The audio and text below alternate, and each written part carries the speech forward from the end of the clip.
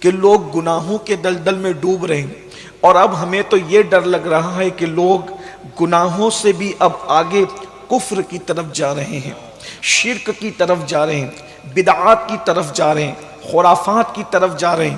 اللہ اکبر، یہ صورتحال ہے۔ بلکہ معاذ اللہ کچھ لوگ تو ایسے ہیں کہ جو خدا کے وجود کا انکار کر رہے ہیں، اسلام کی حقانیت کا انکار کر رہے ہیں۔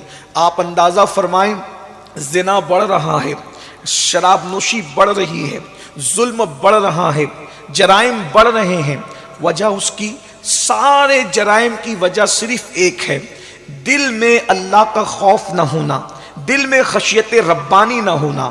اس لیے کہ جب دل میں اللہ کا خوف نہ ہو، اللہ کا خوف دل سے نکل جائے، پھر انسان زنا کے اڈے پہ بھی جا سکتا ہے، انسان شراب کے اڈے پہ بھی جا سکتا ہے، انسان جوے کے اڈے پہ بھی جا سکتا ہے، انسان جرائم کے اڈے پہ بھی جا سکتا ہے۔ اور دیکھ لیجئے سب کو، جو بھی گناہ کرتے ہیں، جو بھی برائیاں کرتے ہیں، ان کے دل اللہ کی خشیت سے خالی ہے۔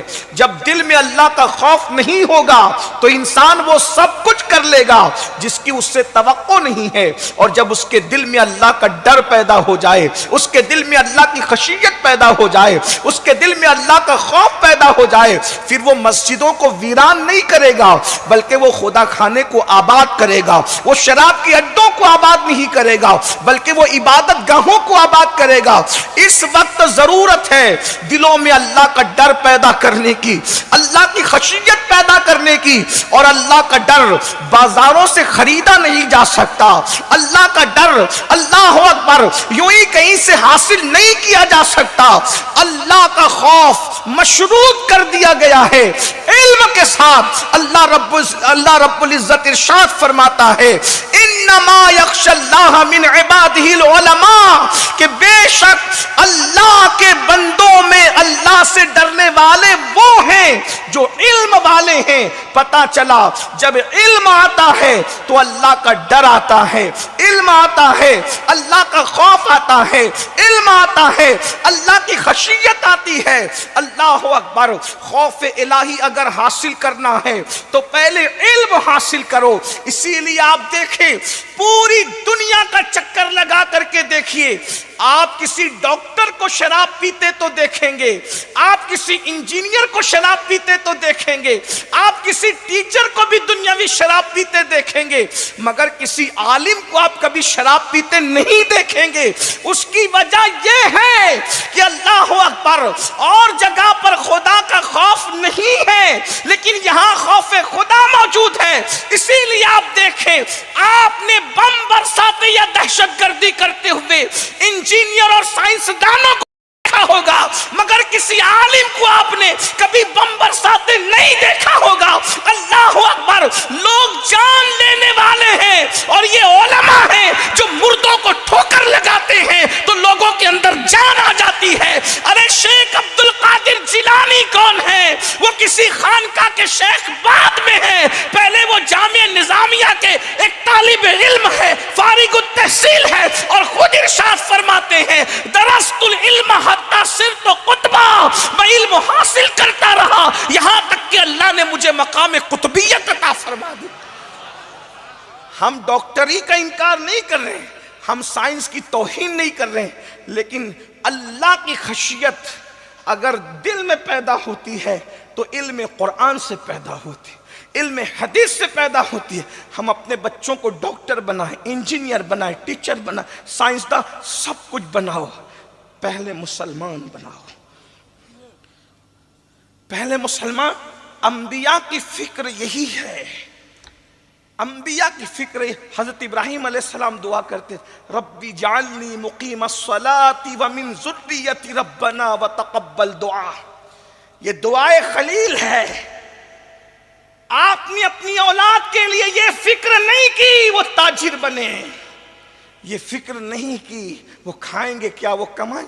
یہ تو وعدہ ہے۔ جو قدرت کتوں کو کھلاتی ہے وہ انسان کو نہ کھلائے گی، جو چونٹیوں کو رزق دیتی ہے اشرف المخلوقات کو وہ خدا رزق نہ دے گا۔ اللہ نے کہاں رزق دیا ہمیں؟ جب ماں کے پیٹ میں ہم تھے، جہاں نہ ہوا جا سکتی تھی، نہ پانی جا سکتا تھا، نہ سوئی جا سکتی تھی، بڑھ کے کہوں کہ وہاں کسی کا گمان بھی نہیں جا سکتا تھا، وہاں تصور اور تخیل بھی نہیں جا سکتا تھا۔ میرے اللہ نے جو رزاق مطلق ہے، ماں کے پیٹ میں ہمیں روزی پہنچائی، تو جو ماں کے پیٹ میں روزی دے سکتا ہے، اور ہمارا عقیدہ تو یہ ہے جو ماں کے پیٹ میں روزی دیتا ہے وہ قبر کے پیٹ میں بھی روزی دینے پر قدرت رکھتا ہے، وہ ایسا رزاق ہے۔ لیکن غور کیجئے، خلیل اللہ کو یہ فکر نہیں تھی کہ میرے بچے کھائیں گے کیا، میرے بچے کریں گے کیا، بلکہ فکر یہ تھی ربی جعلنی مقیم الصلاۃ ومن ذریتی ربنا وتقبل دعا، اللہ مجھے بھی قائم صلاۃ رکھنے والا بنا اور میری ذریت کو، میری اولاد کو بھی نماز کا پابند بنا اور میری دعا کو قبول فرما۔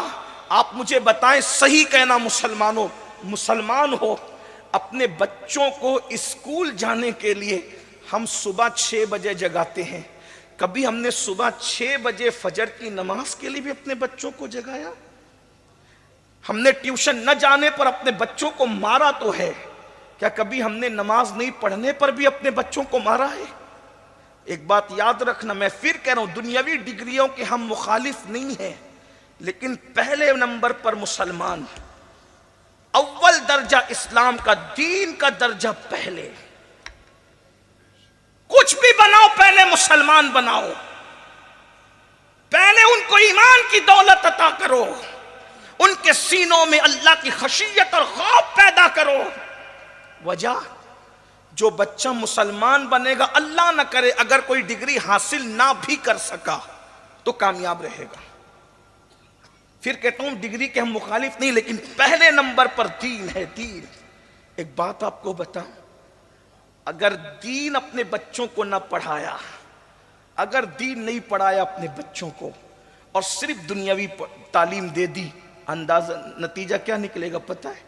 ایک مفکر نے ایک آرٹیکل لکھا تھا، اس نے یہ لکھا کہ ڈاکٹر بن کر کے ایک بچہ پڑھ کر اپنے گھر آتا ہے اور چند دوست اس سے ملاقات کے لیے آتے ہیں، تو وہ اپنی ماں کا تعارف اس طرح کراتا ہے کہ یہ بڑھیا جو ہے نا، یہ میرے گھر میں کام والی ہے۔ کیا کبھی آپ نے کسی عالم کو یہ کہتے دیکھا؟ کیا کبھی کسی عالم کو آپ نے یہ کہتے سنا؟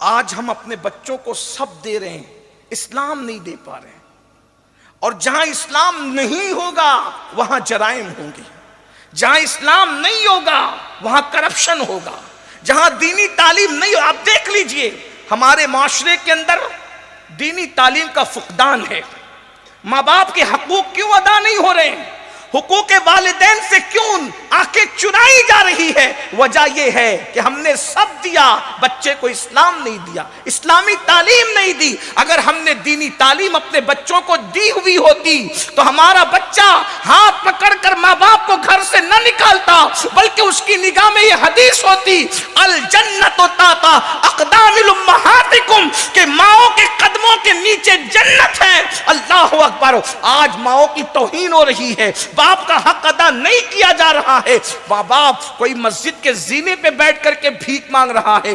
پڑھے لکھے لوگ، میں پھر کہتا ہوں، پڑھے لکھوں کے ہم جو ہے مخالف نہیں ہیں، لیکن پڑھے لکھے لوگ، اللہ اکبر، کیا موبائل پر گندی فلمیں نہیں دیکھ رہے ہیں؟ لیکن وہ عالم دین جو اللہ کے نزدیک عند اللہ عالم ہے اور اللہ کا کی خشیت جس کے دل میں موجود ہے، وہ کبھی کسی پر پاپ کی نظر نہیں اٹھاتا۔ گندی فلم دیکھنا تو دور کی بات، کبھی وہ اس کا تصور نہیں کر سکتا۔ میرے بھائیوں، آج بہنوں کے حقوق کیوں ادا نہیں ہو رہے ہیں؟ علم دین نہیں ہے۔ بیوی کا حق ادا کیوں نہیں ہو رہا ہے؟ علم دین نہیں ہے۔ آج یہ میں آپ کے سامنے کچھ علماء کی زندگی رکھوں کہ جب انسان کے پاس علم دین آتا ہے تو اس کی زندگی کیسے گزرتی ہے، اس کی زندگی کیسے نکھرتی ہے۔ پہلے نمبر پر میں اپنے امام الائمہ، سراج الامہ، کاشف الغمہ، کروڑوں حنفیوں کے امام، اللہ اکبر، اللہ کی حجت حجت، اللہ کی دلیل سیدنا نعمان بن ثابت، سیدنا امام اعظم ابو حنیفہ ہم جن کو کہتے ہیں۔ یہ امام اعظم ابو حنیفہ کون ہے؟ داتا علی حجویری کے یہ امام ہے، غریب نواز کے یہ امام ہے، محبوب الہی کے یہ امام ہے، صابر کلیر کے یہ امام ہے، سیدنا امام اعظم ابو حنیفہ۔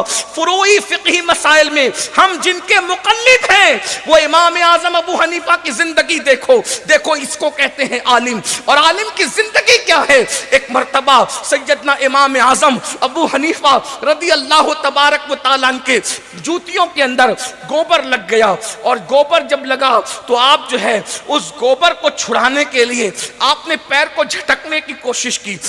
ذرا غور کرنا، جب اللہ کا خوف دل میں آتا ہے زندگی کتنی محتاط ہو جاتی ہے، زندگی میں کتنی احتیاط پیدا ہو جاتی ہے۔ اللہ اکبر، پیر کو جھٹکنے کی کوشش کی، اللہ اکبر، وہ پیر کی جوتی میں گوبر لگا ہوا تھا، پیر جھٹک کر کے چھڑانا چاہتے تھے گوبر کو، لیکن وہ گوبر اڑا، اور اڑنے کے بعد دیوار پر جا کر کے لگ گیا۔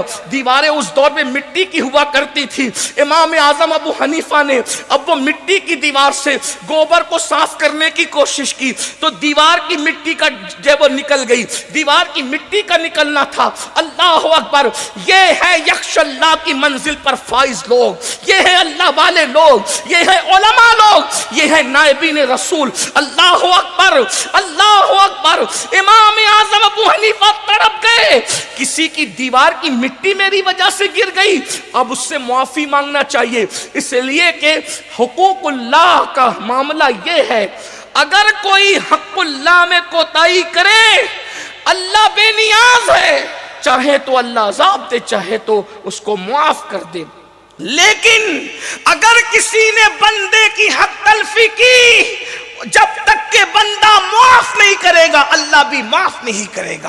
امام اعظم ابو حنیفہ تڑپ گئے، میدان محشر کا منظر نگاہوں کے سامنے آ گیا، وہ میدان محشر جہاں کوئی کسی کا پرسان حال نہیں، نہ ماں بیٹے کی پرسان حال، نہ بھائی بھائی کا پرسان حال، وہاں کوئی کسی کا مددگار نہیں مگر یہ کہ اللہ جسے اذن عطا کرے۔ تڑپ گئے، اور اس کے بعد اتفاق سے اس کے دروازے پر آپ نے دستک دی تو وہ بندہ باہر آیا جو امام اعظم کا مقروض تھا، امام اعظم سے اس نے قرض لیا تھا۔ ایک بات یہ بھی میں تمہیں بتا دوں، ہمارے بزرگان دین وہ تھے، اتنے مالدار تھے علماء ہو کر کہ پبلک ان سے قرض لیا کرتی تھی، یعنی کہ وہ تاجر بھی تھے، وہ عالم بھی تھے، لیکن آج تو حال یہ ہے ہم نے علماء کو غریب کرنے کا خیال کر لیا ہے، یہ ہمارے محتاج بن کر کے رہیں، یہ ہمارے دست نگر بن کر کے رہیں، یہ ہمارے آگے ہاتھ پھیلاتے رہیں۔ اللہ اکبر، کسی دنیا دار کو ترقی پر دیکھیں تو ہمارے ماتھے پہ شکن نہیں آتا، لیکن عالم کے ہاتھ میں آئی فون دیکھیں یا اس کو اچھی بائک پر دیکھیں، اچھی سواری پر دیکھیں تو آپس میں باتیں کرتے ہیں، آیا کہاں سے؟ شاید مدرسے کا چندہ چرایا ہوگا، مسجد میں خیانت کی ہوگی۔ ارے نادان، جب تو مسجد کے اندر صرف 2 رکعت پڑھنے کے لیے آتا ہے ہفتے میں ایک بار، تو اللہ تجھے اتنا عطا کرتا ہے، جو 5 وقت سب کے آگے کھڑا رہتا ہے، اللہ اس کو کتنی برکت عطا کرتا ہوگا۔ اپنے علماء کا بھلا چاہو، اپنے علماء کی خیر خواہی کرو، اور اپنے علماء سے بھی گزارش کرتا ہوں کہ آپ اپنی قوم سے عبادت ہی میں آگے نہ رہو، بلکہ اپنی قوم سے تجارت میں بھی آگے بڑھنے کی کوشش کرو۔ ہمیں تو بہت آگے جانا ہے، میں کہاں رکتا ہوں، عرش و فرش کی آواز سے مجھ کو جانا ہے بہت اونچا، حد پرواز سے ستاروں کے آگے جہاں اور بھی ہے ابھی عشق کے امتحان اور بھی ہے، تو شاہی ہے پرواز ہے کام تیرا، تیرے سامنے آسماں اور بھی ہے۔ امام اعظم کا وہ مقروض تھا، باہر آیا، ڈر گیا، قرض مانگنے تو نہیں آگے امام صاحب۔ امام صاحب نے فرمایا یہ گھر تیرا ہے؟ جی میرا ہے۔ میرے جوتی میں گوبر لگا تھا، میں وہ چھڑانے لگا تو اس پہ چلا گیا، نکالنے کی کوشش کی تو مٹی نکل آئی۔ ایک کام کر، جتنا قرض میرا تجھ پہ نکلتا ہے وہ سب میں تجھے معاف کرتا ہوں، تو مجھے یہ معاملہ معاف کر دے تاکہ قیامت کے دن اللہ کی بارگاہ میں میری پکڑ نہ ہو۔ یہ ہے علماء جن کے پاس خشیت ہوتی ہے، ان کی زندگی یہ گزرتی۔ بڑھ کر میں ایک جملہ کہوں، برا نہ مانے تو، ہم بڑے مدرسے کے فارغ کو عالم نہیں کہتے، پڑھا لکھا کہتے ہیں، لیکن عالم حقیقت میں وہی ہے جو یخشی اللہ کی منزل پر فائز ہے۔ جہاں یخشی اللہ نہیں ہے وہ پڑھا لکھا تو ہے مگر عالم ربانی نہیں ہو سکتا، ورنہ ابن تیمیہ کے لیے